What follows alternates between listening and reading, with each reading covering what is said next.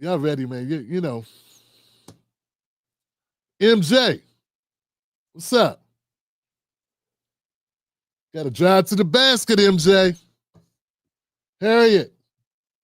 We got to drive to the basket, Harriet. We got to score on them, Sam. Diamond G.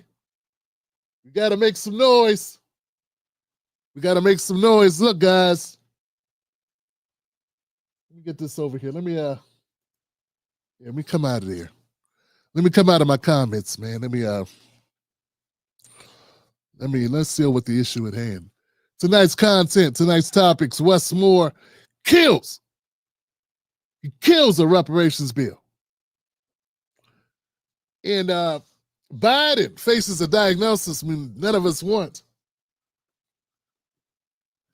And we mourn Ryan Hinton. We mourn him.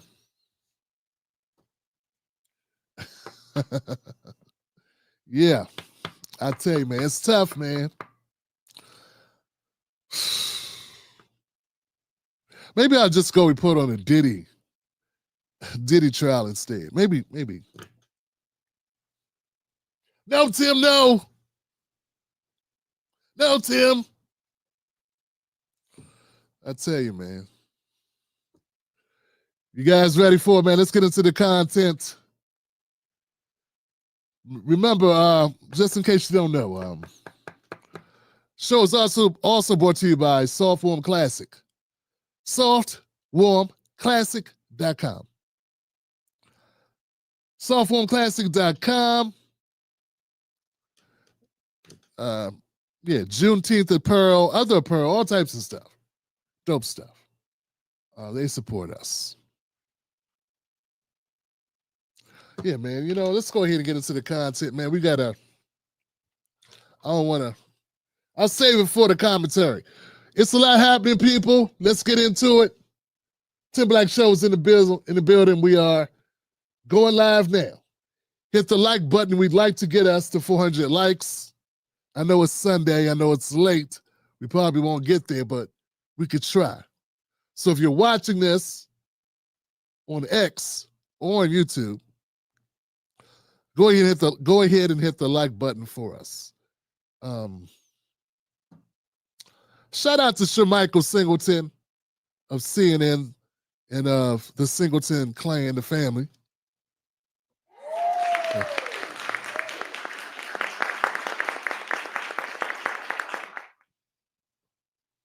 Of We Free TV. We Free TV. And Guns Out TV. And we had a great time, great conversation. That's my nephew. I've upgraded nephews. That's my nephew. All right, guys, let's get into it. We're gonna do this. All right.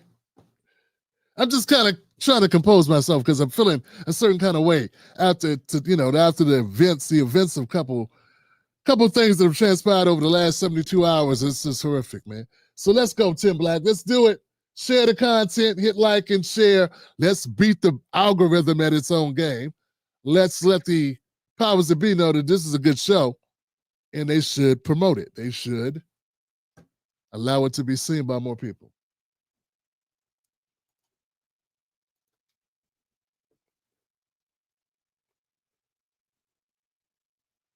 Next on deck with Tim Black. Stage.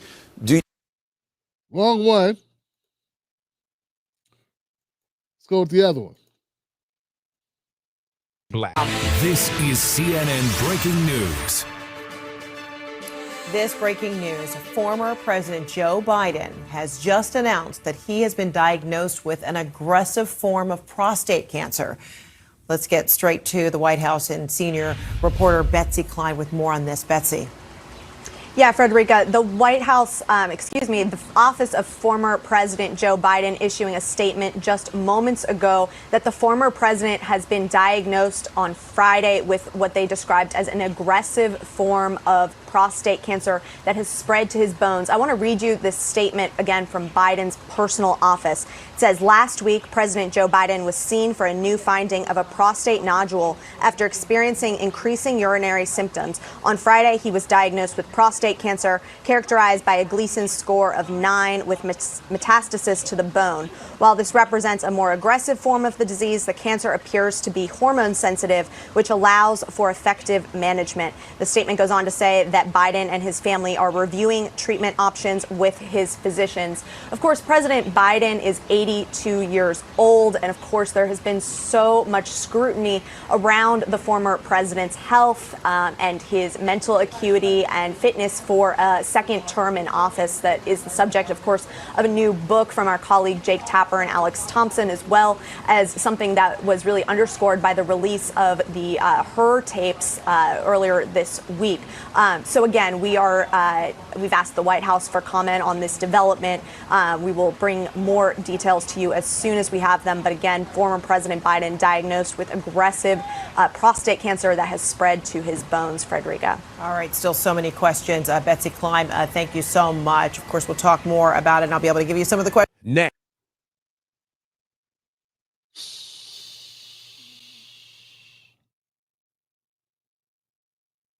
Tim Black's BS detector. Tim Black's BS detector. Tim Black's BS detector. Hey, first things we got to do is we got to address the obvious. Obviously, I don't believe for a second that this is news. This is not news. I mean, this is news to us, but it's not news to Joe Biden, Jill Biden, or the inner circle of the Biden camp. I believe that Joe Biden knew about this for several years. Why? Because this is not a condition that moves rapidly, as particularly when you are the president of the United States. When you're the president of the United States, you do not have health coverage that is sold down at the Goodwill. Okay? You are meticulously looked after. You are regularly giving blood screenings, not the kind we get. As a black man, we're not afforded those types of blood screenings that look at everything all the time. Those type of blood screenings are few and far in between.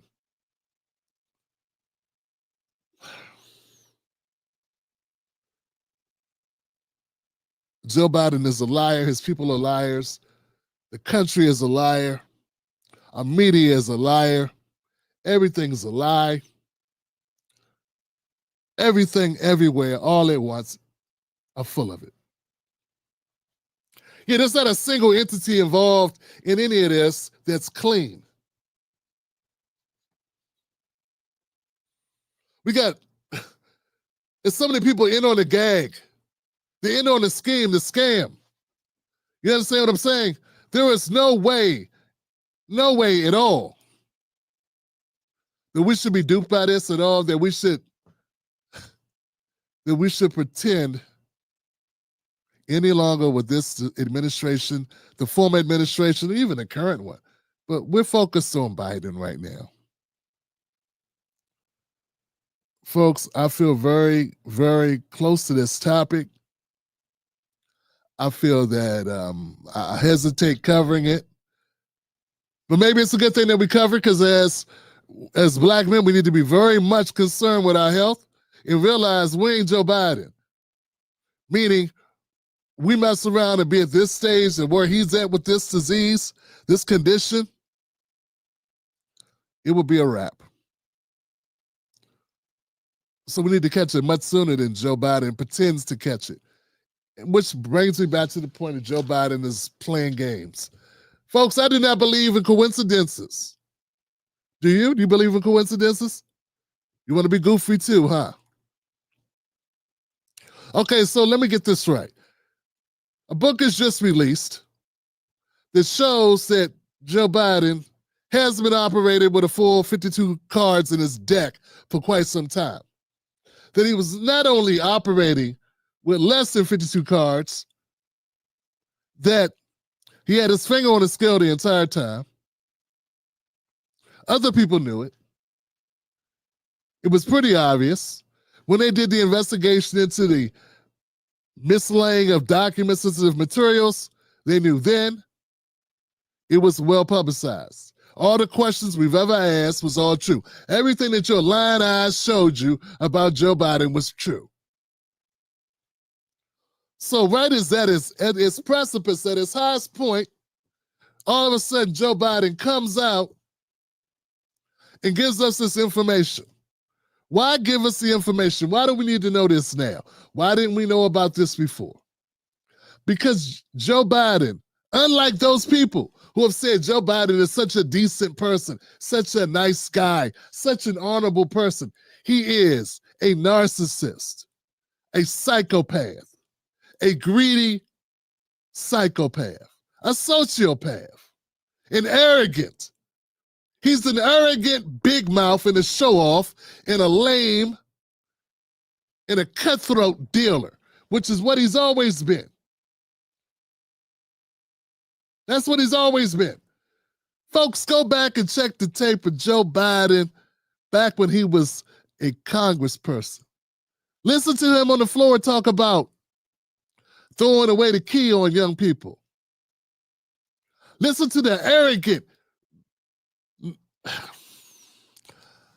Joe Biden has never, ever sounded like anything other than a good old boy with a chip on his shoulder who was arrogant and thought he was God's gift to something.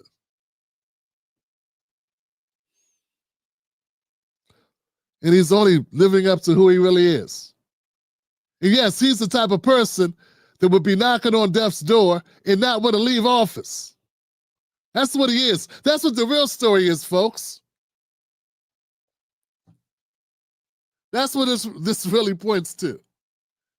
Not only, remember, guys, we're not just talking about Joe Biden being in office. We're talking about Joe Biden trying to run for a second term. I mean, how disgustingly dishonest can you be? Now this comes out and you think this is not coming. This only came out because he's under so much scrutiny. He's under so much hot water. He's under a microscope. The book came out. We got factions within the Democratic Party that are fighting against itself. They're looking for a bad guy boogeyman. He don't want to be that. It's always the Nancy Pelosi wing and the Obama wing and the Biden wing and the Kamala. She don't even have a wing no more. Her wings are wingless. Boneless wings, what she got? She got a boneless wing. And it's just infighting within this pathetic, toxic party that continues to lie to the American people and tell you they're the good guys and that you got it all wrong. There's something wrong with you, black man, black woman, something wrong with you. Poor people, working class people, union people, people of a certain pay who don't have trust funds sitting in there, don't have trust accounts to go home to. There's something wrong with you. You're a degenerate, a moron, or garbage people, or whatever they want to call you, for not going along with the lies. And that's exactly what they've been telling us.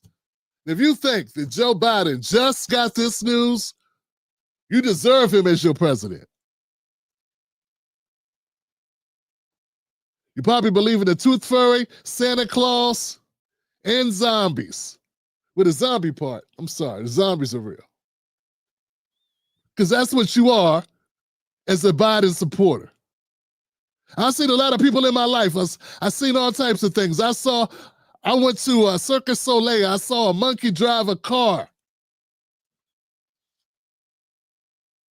I saw a homeless man take the shoes off his feet and give them to another homeless man. I seen a homeless man on the corner with a dog. I see them to come help and get the dog and take the dog to the shelter and leave the man on the street. I've seen a lot of things in my life, but you know what I've never seen?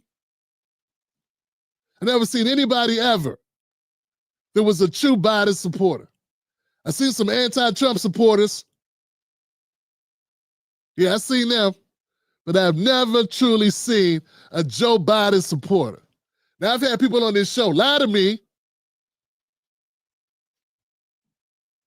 separate themselves from all the ethics and throw their support behind him and pretend that he was a good person.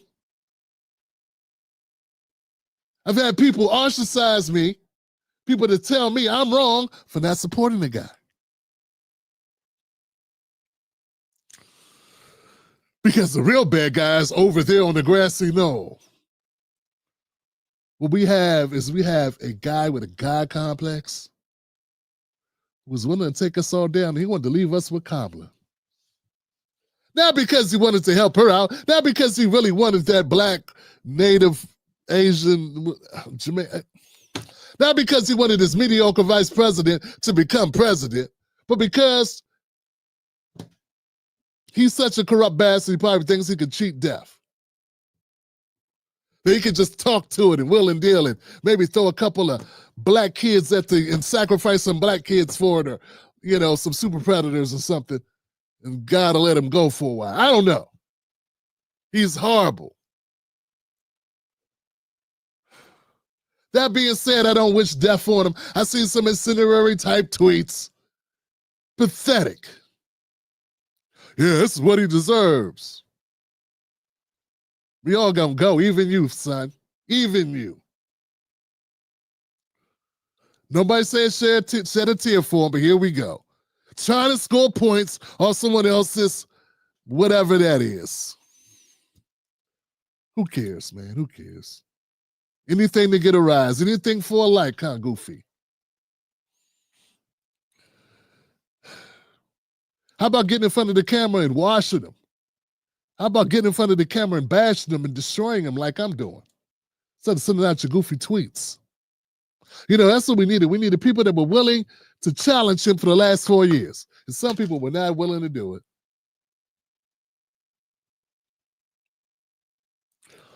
So anyway, the Democratic Party, a party that could not be trusted as far as you can see him. And even if you can see him, you better stand right next to him. Yeah, stand right next to him. Treat them like they treat us when they're cops, handcuffed us, and then put their weight on us, even though we're handcuffed.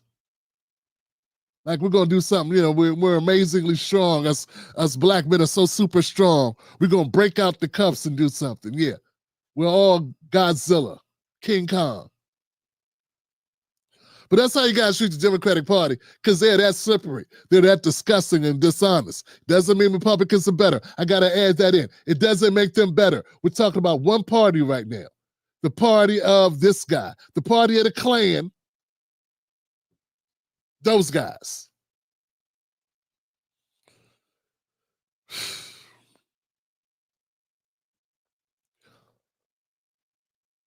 So look, man, I don't fault you for voting for Joe Biden, because people do dumb things.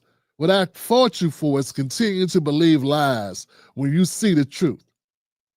If you truly think you could be president of the United States and get this far down the road with a condition that would come up with any type of decent blood scan that he has for free, that some doctors say takes 5-10 years to progress to this point. That means he not only ran, or not only wanted to get reelected with it, he was this way as vice president. Possibly, very possibly. That's why they're trying to use fuzzy language and say, oh, it's very aggressive. Yeah, because smart people will figure out, hold on a second. If you're at this stage, you're at fourth stage of something, when were you at first and second and third? Why weren't we talking about it then?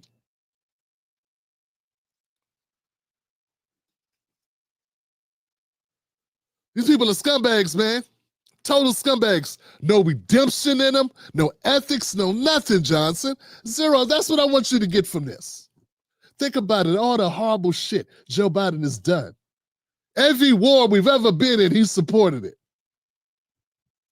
Every piece of mass incarceration legislation since the 80s, he's either wrote it or championed it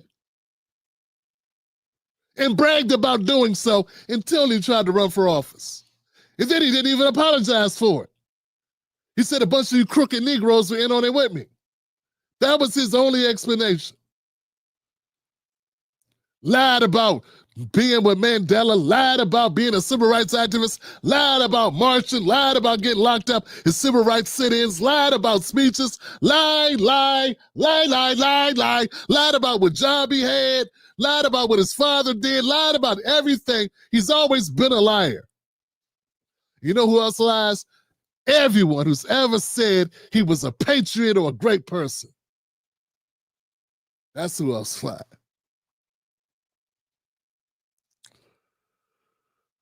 So yeah.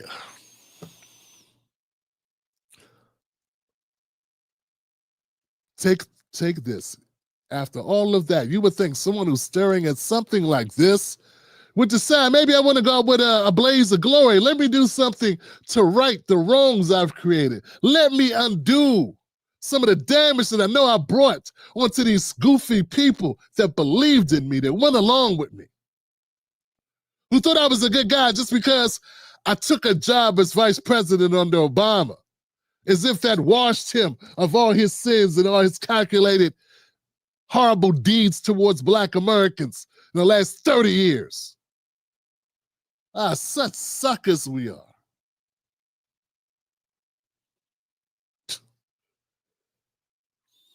Yeah, people legitimately who said because Joe Biden works for Obama, they respect him.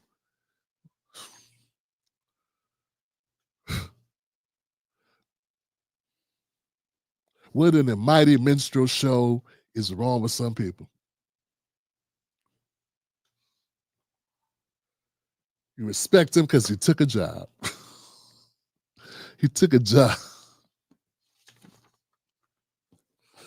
Horrible, man, horrible. So anyway, Joe Biden and his team divulging this was not a show of self-sacrifice. This was not for your benefit. It was for his. I don't think Joe Biden's ever done anything for anybody's benefit except his own. It's real deal, not a joke. He's a scumbag, not a joke. It's real. Fact.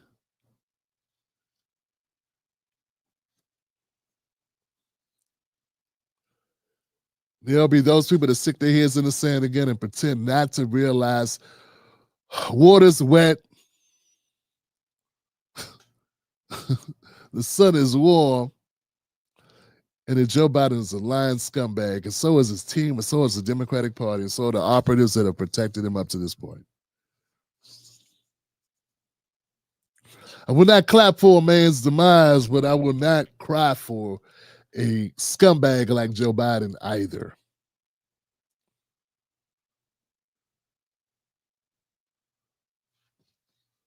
We gotta, at some point, Black America gotta stop clapping for our enemies. We gotta stop forgiving those that kill us. And we gotta stop clapping for our enemies. At some point. Why not start today?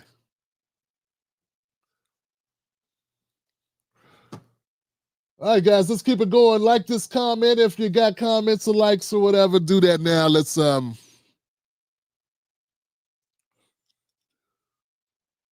it is what it is. Anything else on this thing here?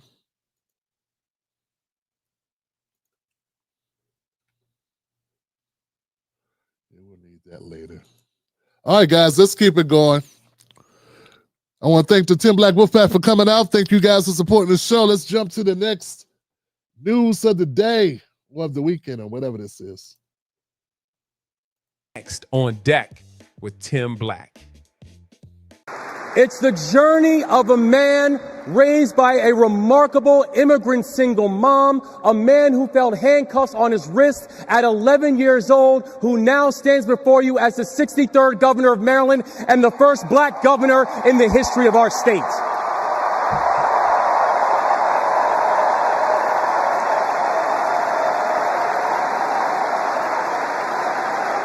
Tim Black's BS detector. Tim Black's BS detector.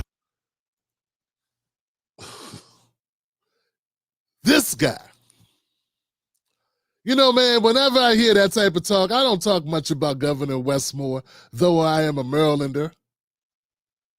I don't talk much about him because I was never impressed with him. We've seen this before. We've seen it play out. We saw it happen, and still, so many of us are goofies. Yeah, you saw it play out with Obama. He did well, he did remarkably well. You didn't, and still you clap because his success is yours for some strange reason. You know, white people never talk like that. Neither do Asians or Latinos. They don't go, this person's success is our success. Only we do that. Gotta stop doing that. No, our success is our success.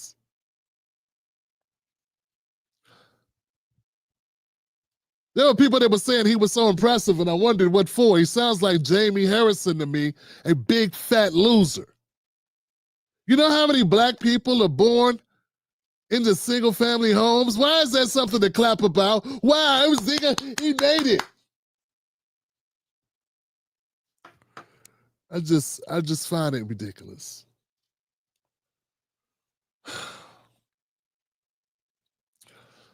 I mean, when I listen to that, when I hear that speech, all I think is virtue signaling goofy stuff. Yeah, we got another black man pretending that means since he did it, you can do it too. This man's soul was sold long ago. You don't get to be governor without selling your soul. He's the first black Maryland governor in existence of Maryland.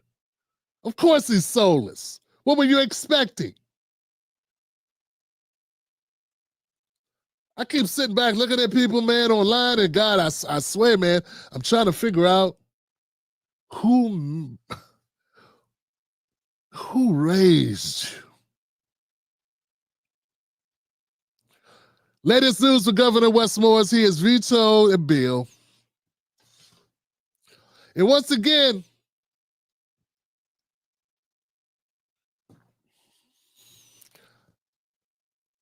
surprise, surprise, surprise. Let's get into that. Tim Black's BS detector. Well, meantime, state lawmakers are facing their own budget concerns in Annapolis, along with several other hot-button issues as the session winds down. Gary Collins with Spotlight on Maryland has been in Annapolis asking lawmakers if now is the right time financially for a reparations commission and if it's the right time to give violent offenders a second look. Questions are circulating in Annapolis as to whether or not wins for the Legislative Black Caucus could pay huge dividends for the governor.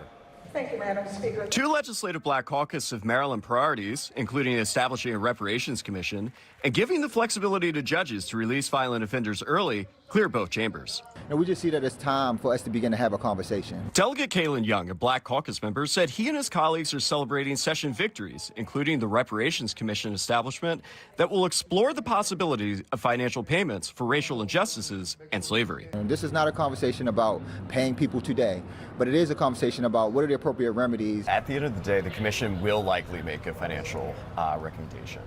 In California, it's upwards to $1.2 million per person. How does the state afford that?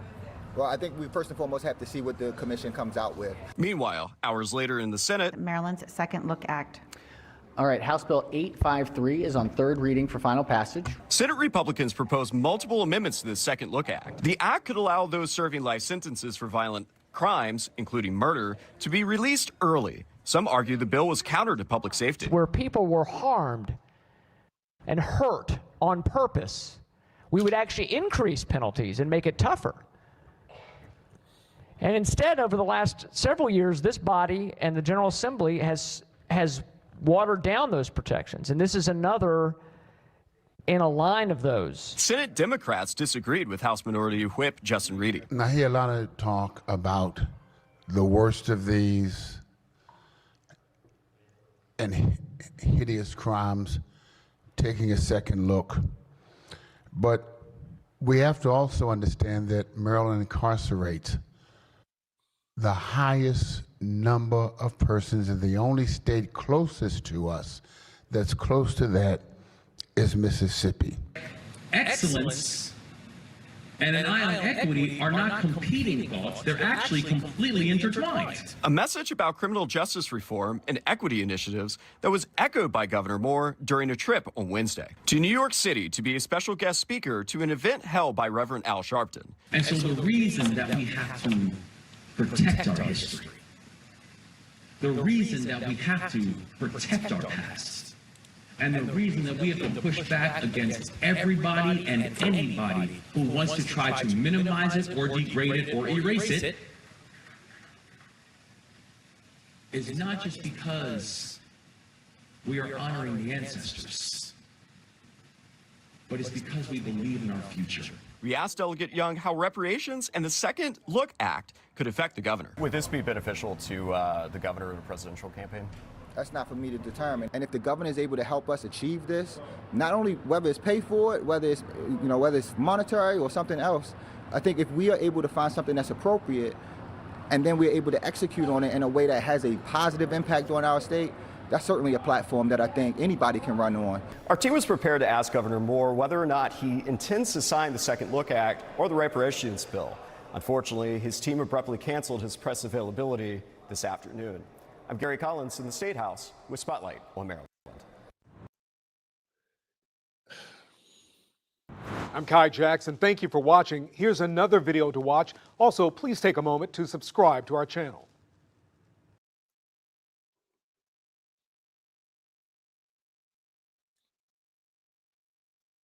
Tim Black's BS detector. Tim Black's BS detector. Tim Black's BS detector. Deck with Tim Black. I played that video because I wanted you to get a look back at where this started. This was telegraphed 2 months ago. This was 2 months ago where he would not even comment on the reparations bill if he was going to sign it into law. He pulled a Gavin Newsom.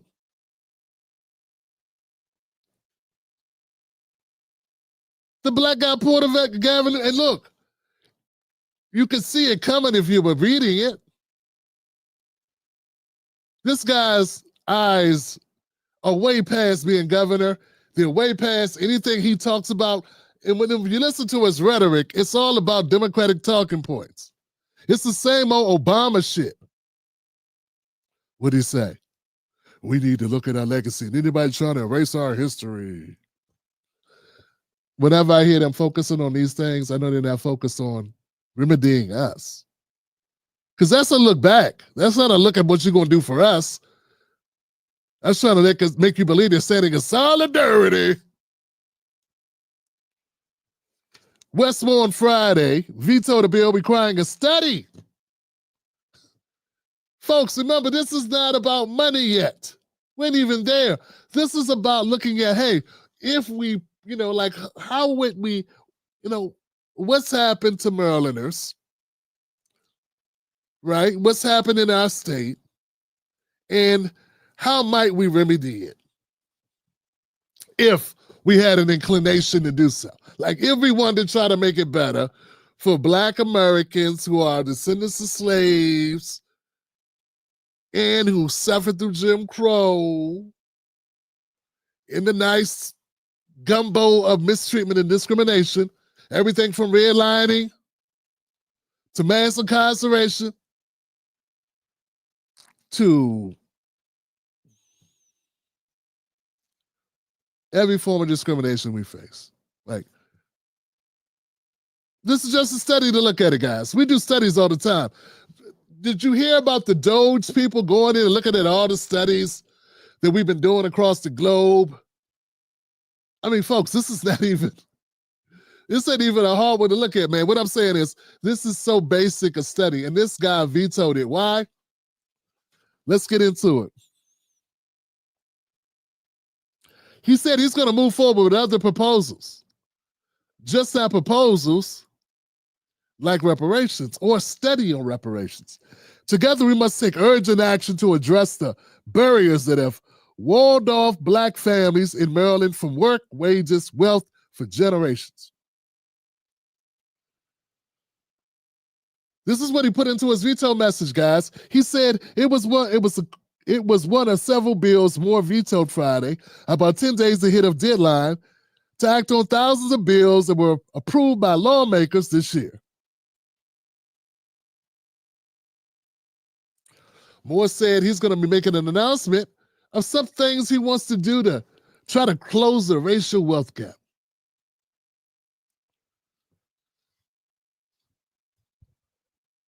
Folks,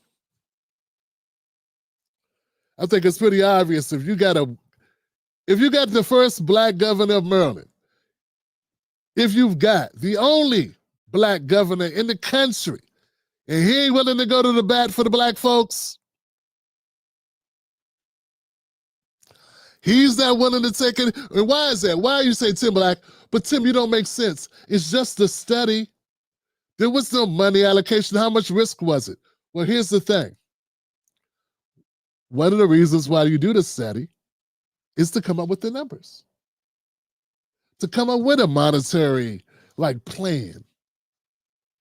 And if you do the study now, right? If you do the study now, if you commission the study, if you sign that into law, well, they'll have a study done by 2026.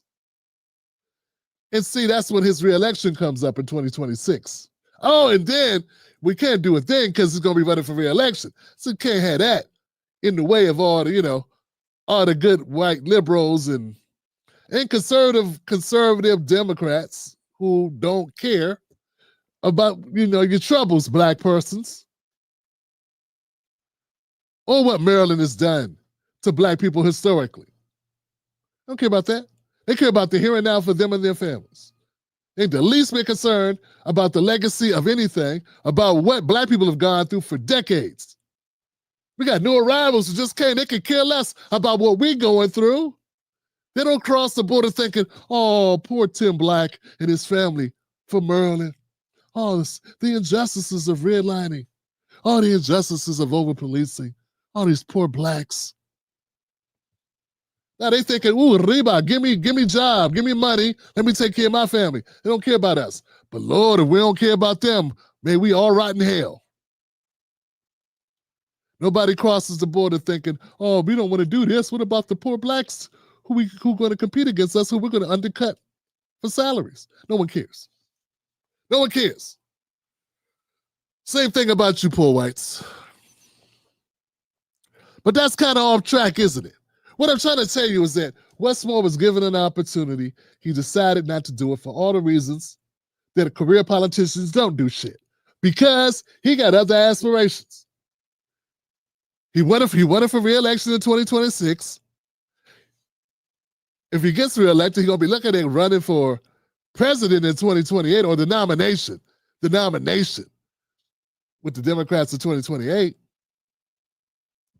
This would just be in a way.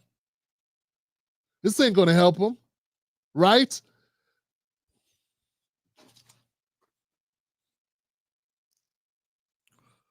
Moore is not only Maryland's first black governor, he's currently the only black governor in the nation.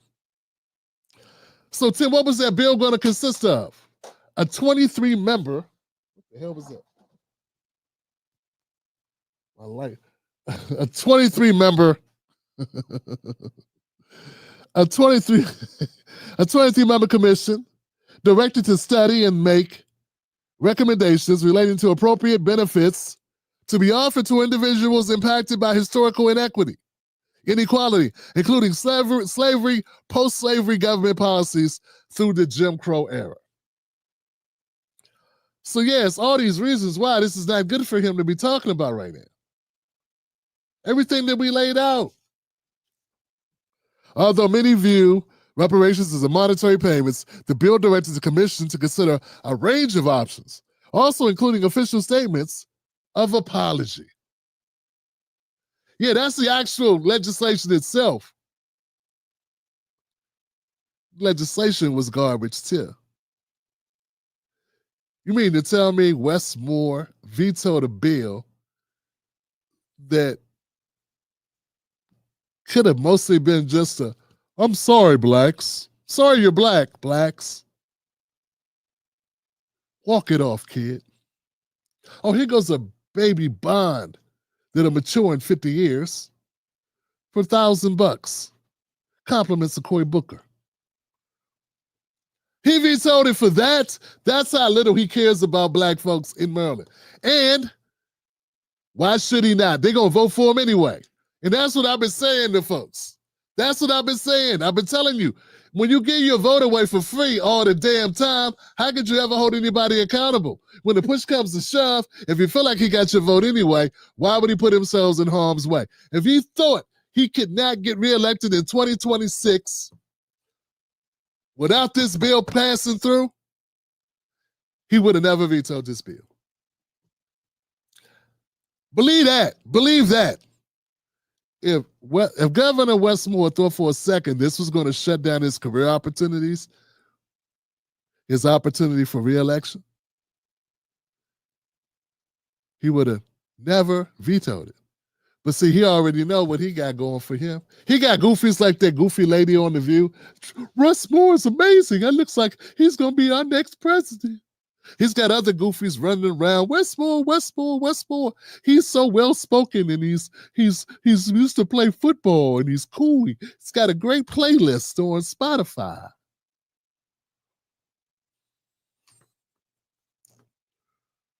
The commission's first set of requirements or recommendations would have been due in 2027.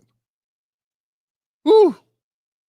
The cost of the state is estimated to be $54,000 to hire a part-time employee. That's how much damage this would have done. This commission would have cost, it would have been one person, one salary, one part-time employee to support the commission, Moore's veto on the Black Caucus response represents a rare public policy disagreement between the governor and a Democratic-led legislature. The Black Caucus said the Reparations Commission would ensure the state moves forward on comprehensive reforms and actions. Yeah, we can move forward on things around the edges, but you guys, we cannot do anything that's meaningful. What is wrong with you? We can't do meaningful legislation in your behalf. I'm one of those people that believe the best person you could ever have fighting for black people is somebody who don't want a career in politics. It's somebody who can't be talked into one. Because if you got a politician, he's going to want to do stuff. He's going to want a future. He's going to want to do things. He's going to be thinking about what's the next job going to be. And if you want a future, you cannot be focused on helping black people.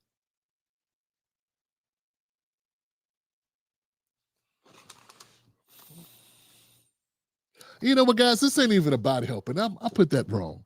Yeah, this is not about helping people. You cannot be focused on justice. Because this ain't help. This is a payment. This is a debt. Maryland owes my family a debt, fam. Yeah. Maryland owes black people a debt. We've been paying into a system I have been paying into a system as long as I've been black. Because this is the only state that I've ever paid taxes in that was dead set against my success. Had policies on the books that hurt us. Intentionally, wasn't accidental. Had to live somewhere. So this ain't about helping black people. This is about justice. This is about doing the right thing, justice. This is about why'd you even become a politician? And why do you run around talking about black people, using the term black, talking about legacy, talking about historical? When it's time to stand on business, what do? They find an excuse. Now Westmore is saying, hey, look, I was going to sign this, but y'all could do so much better. Yeah, I got better plans for us than this stupid study. What you need a study for about reparations? Yeah, let's just help everybody who's ever been in jail kind of get a new start. That's that second act. You let that go. That passed in 22. He signed that April 22nd. But see, that helps everybody. Eskimos, little people, people that got here last week. Help everybody. And that, my friends, is the rub. That's it. That's the deal. So yeah, we've been calling it up for a while with Westmore, and that's whenever I heard something good about Westmore, I would always take a beat and say, I'll keep my eye on him. I will keep my eye on him. I was very intentional not to get excited, not to feel inspired, not because I'm a hater, but because I've been here before, Jack. I seen it. Anybody buying into Westmore who was old enough to have seen Obama come up is a fool, should never be listened to again. Period. Because you saw it before. You saw Final Destination. You saw the first one. You know what happens. Everybody died. It's like watching Jeepers Creepers 4 and wondering if the bad guys are going to kill everybody. Yeah, that's what Jeepers Creepers does. How many Jeepers Creepers movies you going to see without knowing this guy really is invincible?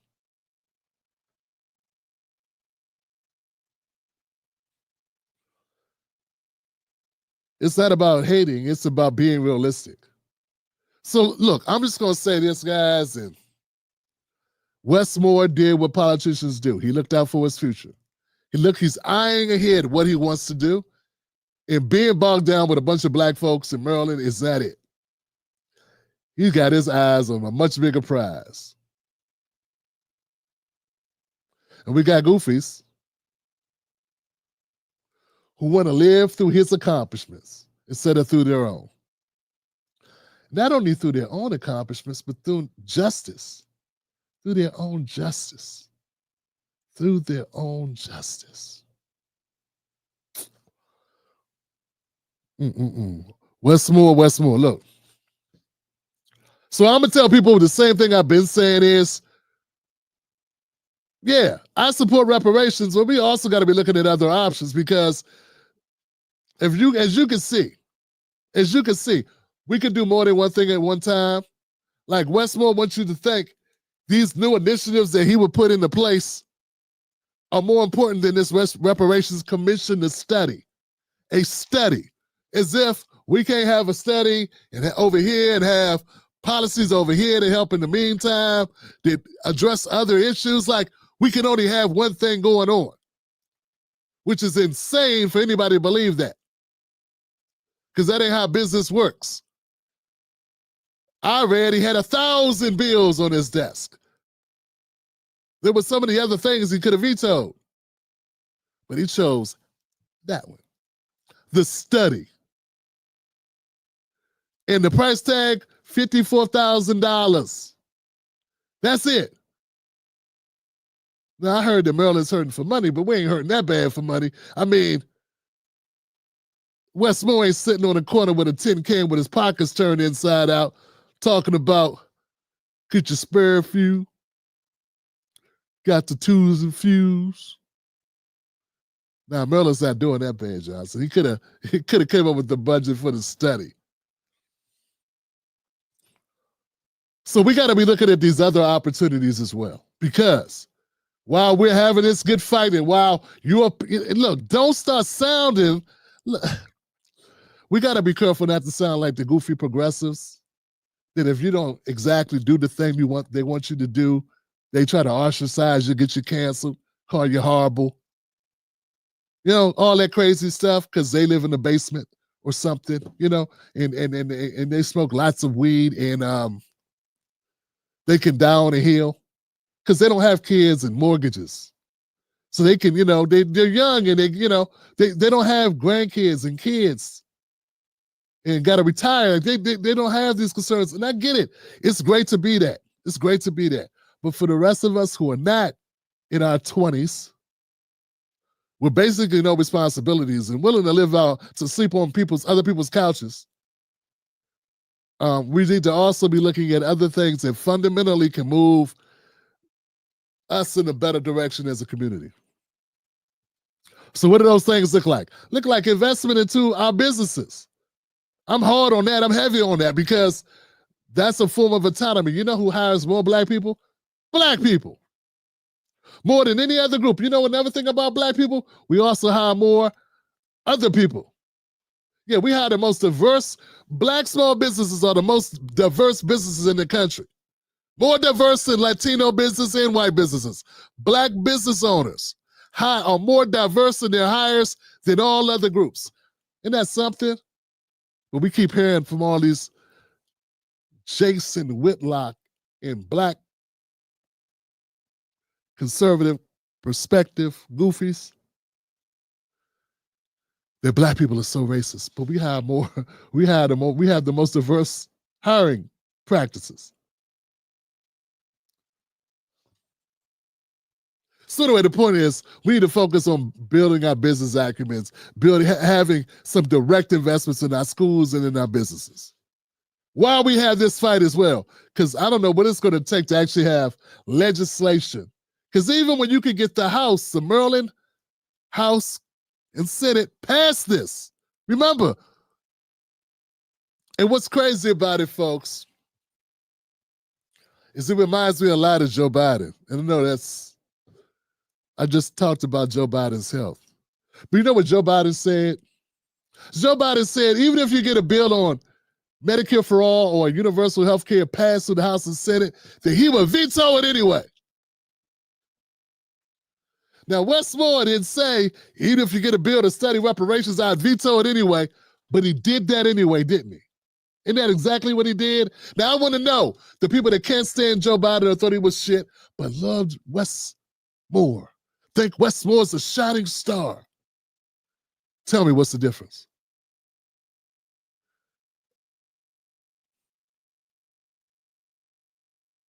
At least Joe Biden admitted he was a garbage. He told you to your face he had no intentions of giving you health care. I mean, not if it's going to cover everybody. Not if it's attached to, I mean, him and Jim Clyburn, like, historically took the most from the big pharmaceuticals. Then in 2022 or whatever it was, he was acting like he was a big-time supporter of fighting them or something. After he spent a career, 30 years being like the record-setting recipient of pharmaceutical money in the Senate. And I think Clyburn was like the number one in the House. My point, look, I'm saying all this to say, the apple don't fall far from the tree.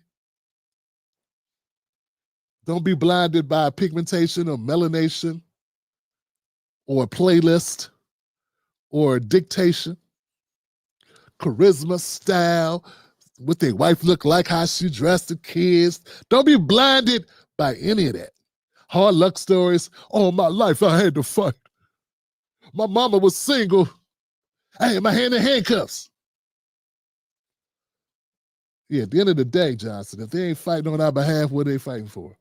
Somebody else's behalf, usually their own. So I've been making the argument to everyone. And I just cap it off with this. We failed. We failed. Our leadership in the black community failed. In Maryland in particular, but we failed. You know why I say that? It's not to just take a dump on black people, but we got to man up. If Wes Moore thought he wasn't going to get reelected because he did this, he would have never done it. If Wes Moore thought, if he vetoes this reparations study, he's going to ruin his chance for black people. They're going to walk away from him and he's not going to get reelected. He never would have done it. He did it knowing he'll lose some people, but he got his own Clyburn Negroes. He could count on the ladies in the View to bring him back to rehab his image. He got other goofballs in corporate media that'll bring him on and he can rehab his image just in time to slide, even if he thought it was going to be close. Yeah, we can have a conversation about the realities of politics. And we can all pretend that, Wes Moore wants to do so many great things and being attached to this would just be a hindrance. It would hurt him from being able to do those great things. And he really wants to do those great things for us. And this would have sunk him before he got started, Tim. You got to understand, Tim, he really means so well. God, Tim, you just got to be understanding. You got to compromise. You got to be pragmatic. Black people have been pragmatic. Pragmatic don't get you nowhere but sitting outside looking crazy. You know who's not pragmatic? The Jewish community. No, they're unrelenting. They're uncompromising. That works. Yeah, Wes Moore did this. He vetoed the study, not the payout. He vetoed the study because he knew you'd vote for him again anyway.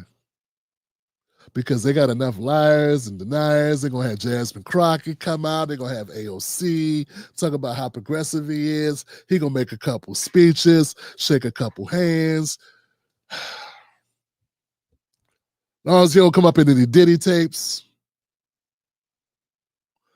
you know, do some things for the black ladies, keep them in his corner, maybe buddy up with Kamala. In 2028, here we come. Or not. I mean, the Kamala part. All right, guys. Remember, this was just a study.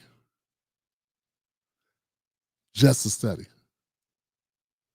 We studied the mating habits of Japanese caterpillars in the springtime after a summer breeze or a hot summer. We study all types of goofy stuff in America, man. We just burn money. What was that Stacey Abrams thing? It was like $500 million to give people in the hood like energy compliant, solar powered refrigerators or something. She gave out like 4. She never done anything like it before. They were like, but skin this bill right here before I leave. But we in Maryland can't get a $54,000 commission study. All right. It is what it is. Let me know what y'all think in the comment section below. Wes Moore. Will this hurt his career? Yes or no? If you think it'll hurt his career, give me a 1. If you think not, he'll be fine. There are a lot of conservative Democrats, and some liberals who pretend to be on our side when it comes to things like this who truly aren't. They want black votes only when it's black votes that's going to help them with their initiatives. And no intentions of the other way of reciprocating that. And at the end of the day, will they, will he just make up for us by getting more of those people? Because they'll say, well, this guy really gets it. This guy, Wes Moore, gets it. That young man understands the game. Don't cut off your nose and spite your face trying to fight for the black race. And remember, this is about lineage. It is. Because not everybody brown was passed around. All right, guys, that's it. Let's go to the next thing. Let's see what else we got.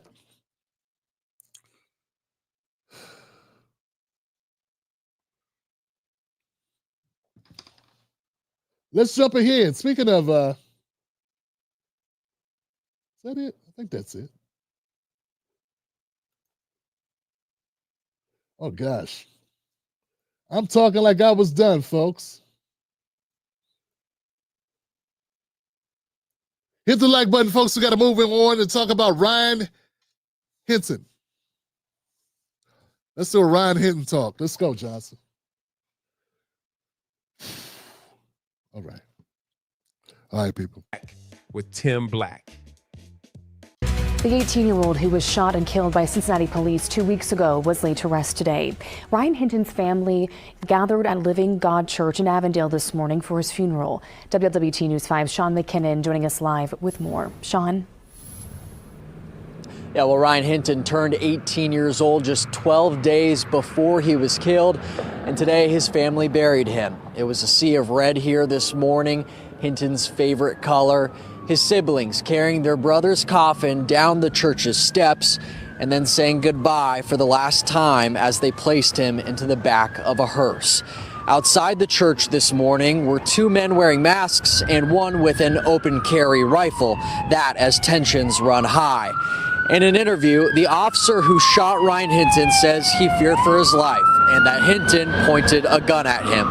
That was during a stolen car investigation as officers were chasing Hinton and three other suspects. Dozens of people were here this morning supporting Hinton's family. Now, a grand jury is reviewing the evidence and Hinton's autopsy. There's no timeline right now when the Hamilton County prosecutor will decide whether or not to charge the officer who shot Hinton. Live in Avondale, Sean McKinnon, WLWT News 5.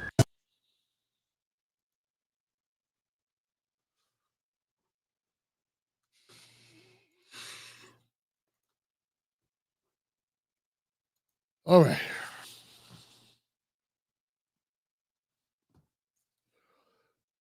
Ryan Hinton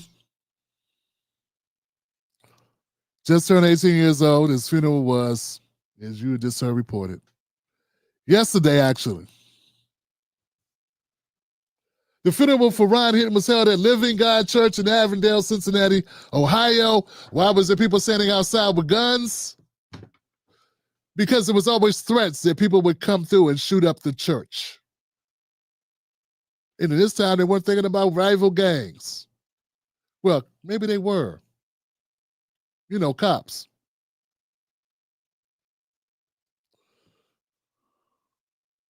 We still don't know who the officer was that shot Ryan Hinton.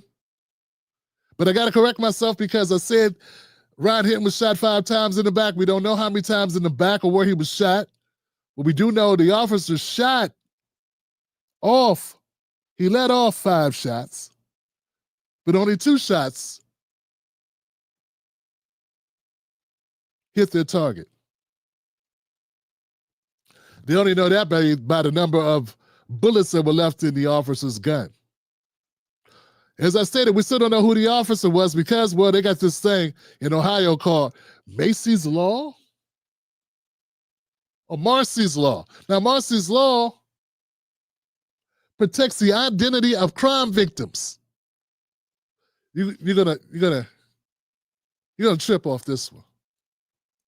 The reason why, and I know there's been other people that have put out names of alleged officers that may have been the shooter of Ryan Hinton. I can't confirm or deny that, so I'm not going there. But what I will say is they can't officially give you the name because of Marcy's Law. Now, Marcy's Law protects victims. And I know you're going to say, Tim, how is Marcy's Law applicable in a situation like this? Well, I'm lucky you asked. Glad to hear your interest. Let me explain. To the Cleveland Police Department, they feel that their officer, since he said he was afraid, he's the victim, not Ryan Hinton. Yeah, he's the victim of having to take Ryan Hinton's life. He's traumatized, see? Because he had to shoot him 5 times. Well, I'm sorry. He shot at him 5 times. That takes a lot out of you, you know? Those 6 seconds, from being on the scene in 6 seconds to shooting 5 times. Hell, he shot a bullet every second he was there. Well, except for one. But he had to get out the car. That 6 seconds counts getting out the car, too. So they say they can't name the officer because of this law, and that the officer is the victim of the crime. He had a gun pointed at him. That's aggravated menacing, Johnson.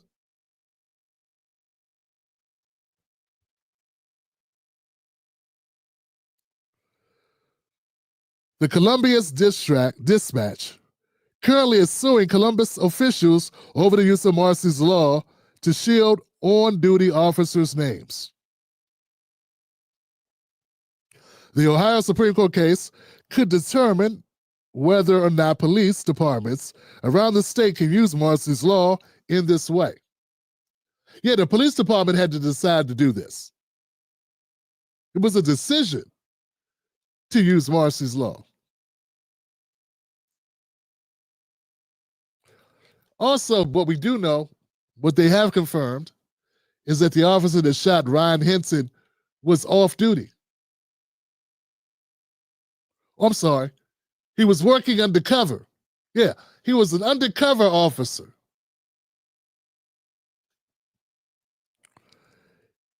So let me read that again. They confirmed the officer was working undercover at the time of the shooting. They won't even tell you if he's back on duty or not. That's up to them. What else? They say, well, do you plan on doing anything different about this officer? He said, well, we know we do the routine psychological evaluations, but there's nothing specific that the chief wants to do. As far as they're concerned, so far, it looks like he went by the book. And there's no real rules. I mean, there's rules for when you're pursuing someone in your vehicle, but once you get out the vehicle, there are no rules. Yeah. There are no real rules of course of action. This is considered, at this point, when the cop gets out the car, at least in Ohio, well, at the CPD,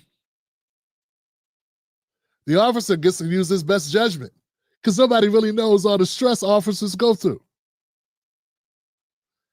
I mean, there's a lot in this article here, this write-up here from a local newspaper, that I got the details about the funeral and details about where the case stands.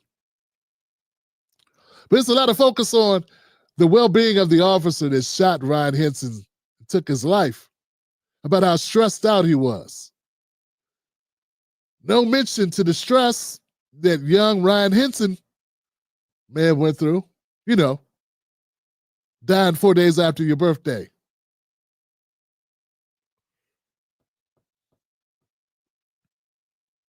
It says, such as as a foot pursuit. For a foot pursuit, they need to call out on the radio where they are, what they're wanted for, description of the person they're chasing, things like that. That's it. Those are the only stipulations. Folks, I'm done looking at that tape to try to determine if I can see something. I'm not going to look at the tape again. I did not see a gun in that young man's hand. And in 5 seconds that this officer says he saw a gun pointed at him, I didn't see that either. Maybe at some point they're going to produce some evidence that's going to show us something like that. But I don't know where they would get that film from. You would think if they had that film, they would have put it out already. It's like a morbid cliffhanger if they have that evidence, right? All right, that's it. That's all I got on the Ryan Hinton update.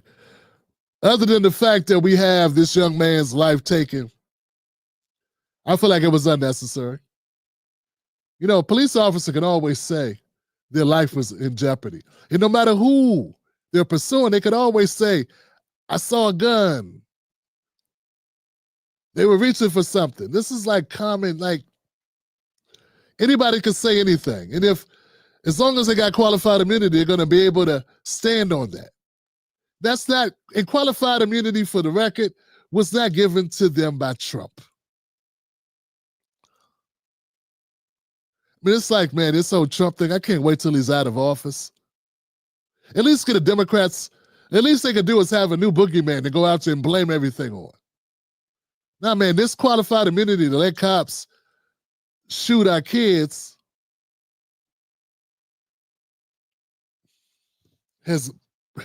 predates Trump by about 100 years.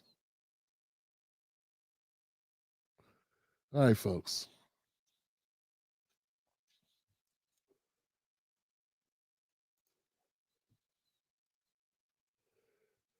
Now would be a good time to hit the like button, guys. It's a tough one. Tough. Matter of fact, it's been a tough night all night, huh?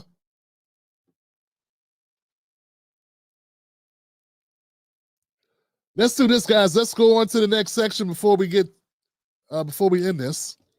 I got two more stories. Let me line them up for us. Do you think that Joe Biden...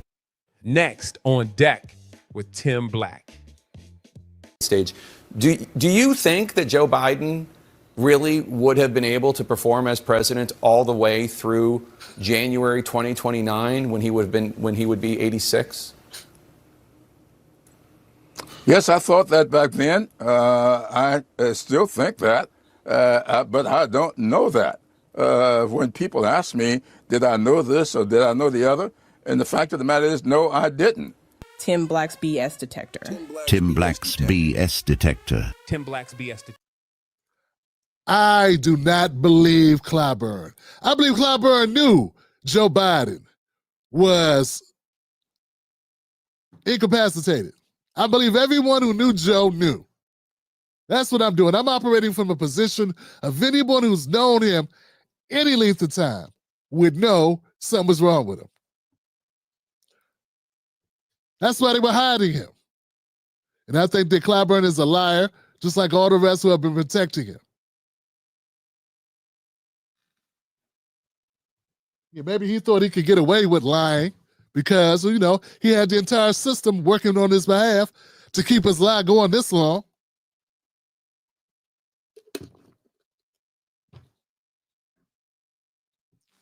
Why would it stop working? It's been working. It worked for 4 years. Why would it not work for another 4 years? He hasn't been governing for the last 3 years. I mean, if you look back, folks, remember the interview with Charlemagne? Think about that, Joe Biden. Haughty, brash, jackass. That Joe Biden. And think about the one you just saw on The View. I mean, think about the one that was walking around the stage like a person who didn't know where he was. I mean, it was obvious. And you're Jim Clyburn and you know this guy 30 years and you can't tell it's something going on with Joe. Come on, Johnson. If you got friends, they know.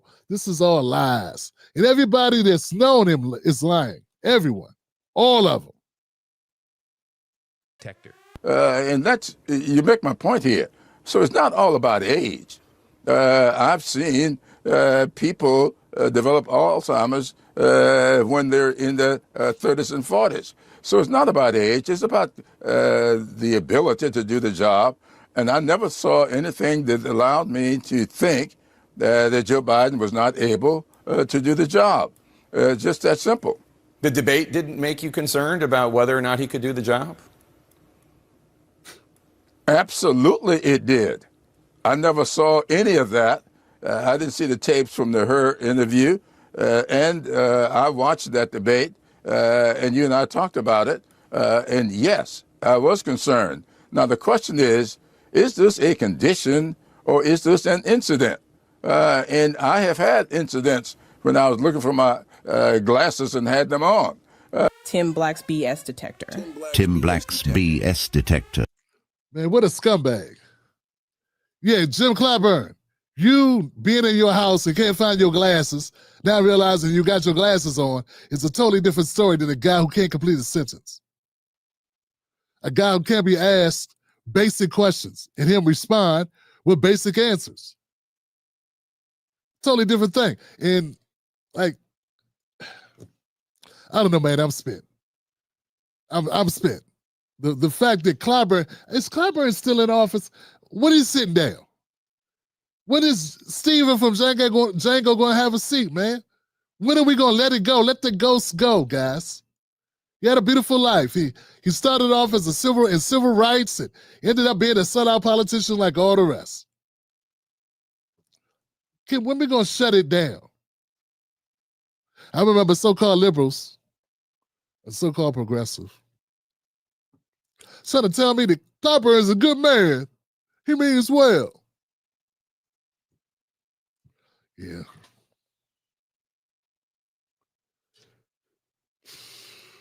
He means well for himself. He means well for himself and his family and his kids. And his daughter trying to run for office now. You can't make this shit up. Tim Black's BS detector. So you have these kinds of incidents, and that's the question is. And then remember, a lot of us were a bit concerned about his schedule in the run-up to the debate. He took 2 overseas trips, came back, and started preparing for that debate. And I called it at the time preparation overload because they were cramming into a 4 or 5 day period the preparation for this debate after taking 2 overseas trips, which I thought was taxing in and of itself. And so these kinds of concerns are out there, but none of us thought that there was anything here that created any suspicions. Man, it's gonna lie some more. Yeah, when you get through lying, lie some more. Lie 2, 3 more times. Lie to all the lies just become a big soup of lies, and no lies distinguishable from the other lie. It's just all lies. Let all the lies meld together into a big glob of lies. You can't pick it out. Just eat the lie. Close your eyes. It's a lie soup. It's a lie. It's a gumbo of lies, denials, hypocrisy. It's scumbag. It's a scheme. It's Ocean's 11 for old people. I don't know, man. It's just garbage. That's all it is. When Clyburn, I thought y'all said Clyburn gonna retire. What's it gonna happen, man? How long do we gotta put up with these people? How much longer we gotta see Clyburn and Pelosi and Hillary and Joe and Jill? Look, man, at least get us some new liars. Mitch McConnell, Chuck Schumer, at least get us some new liars. Yeah, then when we're fooled, I could be upset, but I could be like, well, at least it's a new liar. You know, at least then you got an excuse for being stupid and believing these people. Of any prolonged condition. Tim Black's BS detector. Tim Black's BS detector. Tim Black's BS detector. Next on deck with Tim Black. You were on the record in 2022 voicing concerns about Biden's age and ability. Whom do you blame for the decision of him to run for re-election and the decision to hide his declining abilities as much as they were able to? Well, look, at the top end, you have to blame him because he made the decision. But he was, and your book reflects this in many different ways, he was shielded by a coterie of advisors and his family. They were in this confirmation bubble, and they tried to shield the world from his decline, and they tried to shield him from his own standing and his polling numbers and so on. And so at the end of the day, I have to point the finger at the people around him who didn't do him a service by encouraging him to continue. I think it was obvious to the public. It may not have been obvious to a lot of politicians. I actually think it was, but it wasn't politically wise in their judgment to speak out. But it was obvious to the American people, even before that. Hey, man, shut up. It's garbage. There's other people. This thing and other thing. David Axelrod, everybody knew that Joe Biden was goofy. Everyone knew that he was behind the 8-ball and the guy was lacking any stamina. He was lacking any coherence. They all knew it. He didn't know what floor to get off on to go to see his to go to his house, or he didn't know what turns to make. He couldn't find his mouth with his spoon. The guy was out. Everybody pretended that he walked around with his flag down going, hey, how you doing? Hey, how you doing? He was doing that shit. And everybody ignored it going, hey, we got to keep the money coming. Got to keep the money coming. And Ron Klain and everybody else, his handlers, everybody else sat back and ran the government for him. That's what happened. And this guy, Axelrod's pretending like something different. Some of people enabled him. Yes, call out Jill. Call out everybody that worked in that White House. Call them all out for it. The Democrats deserve to lose and lose and lose and lose. What's so funny is they'll have you fix it. They'll say, Trump lied 8,000 times in 20 seconds. They've been lying for 4 years straight. They've been lying for 4 years straight. They're still lying. Still lying. You understand that?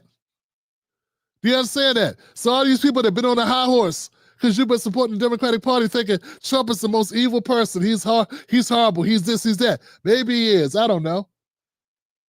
But you've been listening to some liars. The liars have been telling you that the other guy's a liar. The liars have been lying, and liars have been lying about the liars. Liar. On some lies. Now, don't lie. Debate that the president was just too old. He would have been closer to 90 than 80 if he had won re-election, and he already was showing decline. So I blame the people around him because real loyalty, and it's hard when you work for President Jake to tell them hard truths, but real loyalty demanded that they say, Mr. President, it's just not there and it's not in your interest, and it's better for you, the country, and the Democratic Party if you leave now. Van, I remember how emotional you were in the immediate moments after the June 27th, 2024 debate because of what you saw on the stage, and with all this new reporting coming out, and I should disclose that I gave both of you copies of the book so you would have a little bit more information. Do you feel like you were duped, Van? Like, how do you feel? First, this book is extraordinary. I don't care who you are, left, right, or otherwise. Anybody who cares about this country and about just the dynamics of power, this is the emperor's new clothes playing itself out in real time. Everybody knew, but everyone was afraid to say, except for David Axelrod for 2 years, that something was wrong here. And so, I was shocked. I love Joe Biden. I don't like him. I love him. I got a chance to work with him when I was a part of the Obama administration and loved him more every day. I was shocked to see his condition when he came out, and so was the world. And that wasn't the first time he was in that condition. The book makes it very, very clear. There are people who knew and said nothing. And that is a crime against this republic. And I think the Democrats are going to pay for a long time for being a part of what is now being revealed to be a massive cover-up. Next on deck. There you go, folks. And that's very much true. Now, that's the only thing I agree with. Now, I do remember David Axelrod saying some things about Biden publicly like a year ago or something. I don't know. But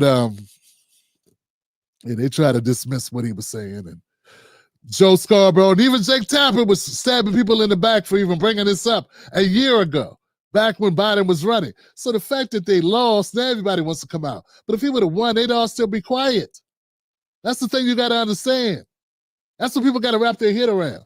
These people are not patriots. These people, whatever that is, they want to claim to be like doing it for the, I don't even want to use that word for this country that has done so much shit to us. These people, they claim that they're doing something for the greater good for the country. Yeah, that's it. They think they're being self-sacrificed for the country.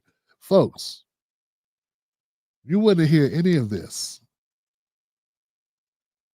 if that shooter would have aimed a little. You understand that? You get what I'm going with this.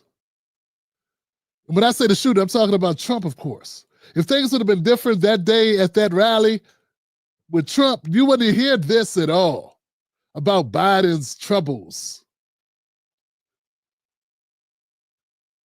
Whatever. Because remember, they didn't even let the Democrats have a challenger. There was no primaries. And he would just waltz right into this thing. He would have just waltzed right into re-election. And then you end up with Kamala Harris as your president. And then the world ends. Well, it doesn't. They're going to run the country besides her. They ain't going to let her liquidate everything and help all her friends out and give Oprah billions of dollars and do nothing.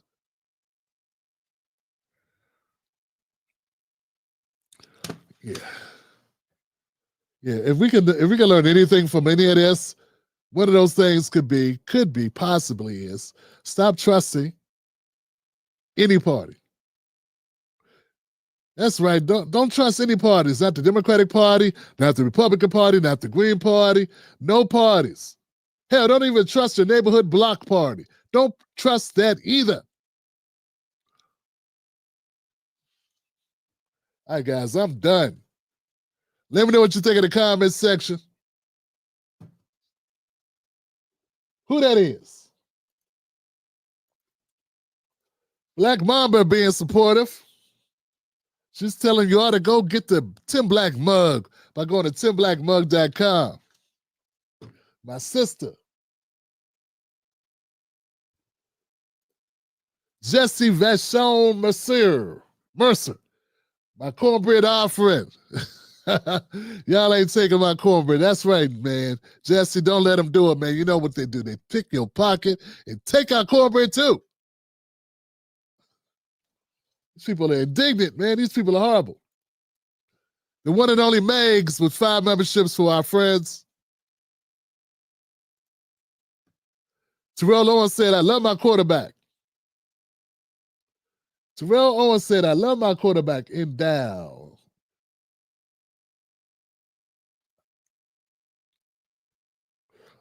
Okay. Tim, y'all killing me with the comedy. Excellent content. You were born to do this. Spice Radio 504. Thank you, fam. Trust no parties in the building. Thank you, Trust. Thank you, Spice. Thank you, Diamond. Thank you, Megs. Thank you, Jesse. And thank you, Black Mamba. And thank you, Buck Beauty. Thank my moderators putting up with my crazy shenanigans. Whatever this is I'm doing, I don't know. What a night. What a night, Johnson. Everybody take care of yourselves. Let's not allow ourselves, black men, white guys too, but it seems to run heavy with black guys, but I guess Biden's showing us that it runs heavy with anybody. Go schedule your blood test. Get out in front of it. That's a good thing, right? I will if you will. You know what? I'm going to do mine. Let's see you do yours. Let's do that. Because I got a feeling there's somebody that loves you besides you. All right, folks. That's all I got for the show tonight. Thank y'all for being here.